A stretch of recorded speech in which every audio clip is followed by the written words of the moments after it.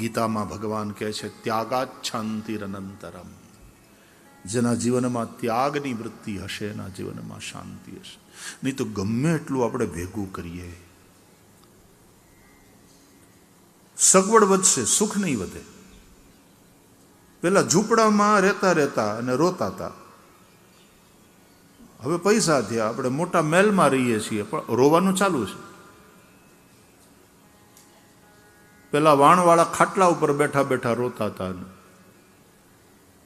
હવે સરસ મજાના બેડ ઉપર એર કન્ડિશન બેડરૂમમાં રોવાનું તો ચાલુ જ છે. પેલા થોડાક આમ દુઃખી થઈને રોતા હતા, હવે થોડા કમ્ફર્ટેબલી માણા દુઃખી થાય છે. દુઃખી તો અત્યારે જ, પણ હવે પૈસા થઈ ગયા એટલે કમ્ફર્ટેબલી દુઃખી થાય. અમે તો એર કન્ડિશન કમરામાં રોઈએ, જેમ તેમ નહીં. બાવળિયાની નીચે કોણ રોવે? અમે તો એર કન્ડિશન કમરામાં રોઈએ. અમે શ્રીમંત. પણ સંસારના વિષયોને એના ભોગો માટે રડવાનું ચાલુ.